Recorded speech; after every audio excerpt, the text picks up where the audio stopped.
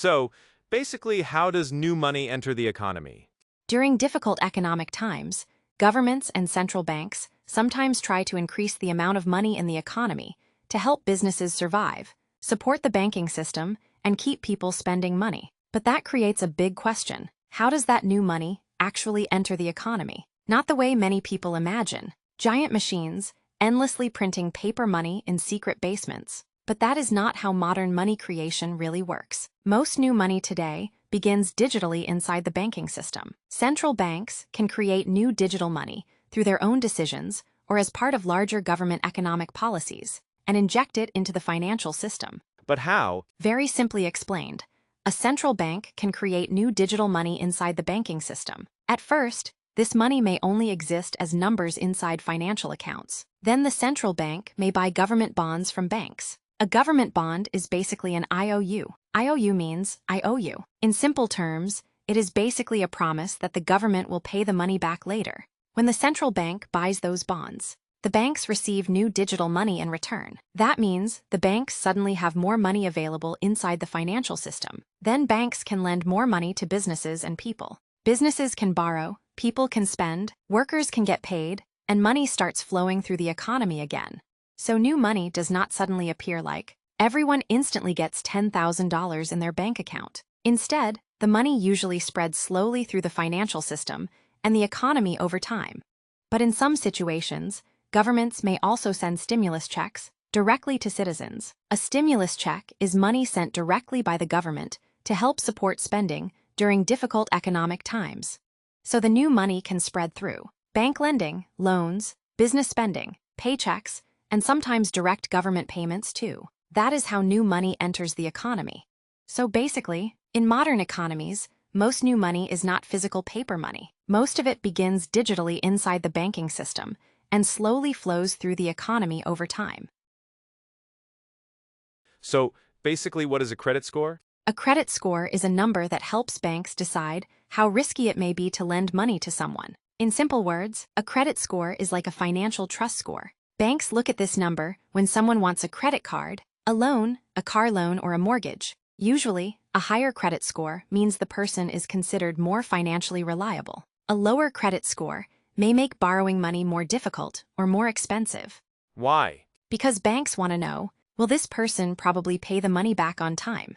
Many things can affect a credit score. For example, paying bills on time, missing payments, having too much debt, or using too much of a credit card limit. Here's a simple example. Person A always pays bills on time and uses credit cards carefully. Person B misses payments and owes a lot of money. Banks may see Person A as less risky, so Person A may receive better loan offers, lower interest rates, or higher credit limits.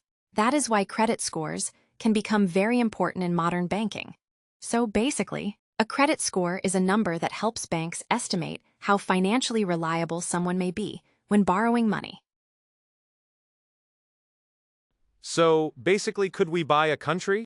Today, countries are not officially for sale, like houses or companies, so no one can simply walk in and buy a country. But philosophically, could someone become so rich and powerful inside a small country that it almost feels like they own it? In theory, it could look more like this: buying the country's main bank, ports, energy companies, land, hotels, infrastructure, or assets worth a very large part of the country's economy. And if someone controlled enough businesses, money, jobs, and investments inside a very small economy, they could gain enormous influence inside that country. Some very small countries on Earth have economies worth only a few $1 billion per year. So in theory, someone with tens of billions of dollars could potentially buy huge amounts of property, businesses, and economic influence inside those countries. But that still would not legally mean I own the country, because countries still have governments, laws, citizens, elections, and international agreements. And one more very important thing: economic influence over a country is not only about money. It also requires powerful connections, networks of companies, access to banking systems, legal structures, geopolitical relationships, long-term presence, and often some level of cooperation with governments too. So while $1 billion is already enormous personal wealth, country-level economic influence is a completely different league. So basically, in the modern world, countries are not something people can officially buy. But in theory, massive wealth could create enormous economic influence inside smaller countries. So basically, how many super rich people are there? There are millions of millionaires in the world. People with more than $1 million are actually much more common than many people think. Then there is another much smaller group, made up of people worth over $100 million, that already drops from millions of people to only thousands worldwide. And then comes the billionaire level. Globally, there are only around 2,500 to 3,000 billionaires on Earth. Considering that there are currently about 8 billion people on Earth, that already makes dollar billionaires extremely rare. But this is where the world of the super rich becomes really interesting. Many people imagine wealth like this. If someone is worth $50 billion, they probably have a giant bank account with $50 billion inside. But in reality, most ultra-wealthy people keep most of their wealth in stocks, ownership, company value, investments, real estate funds, or business shares.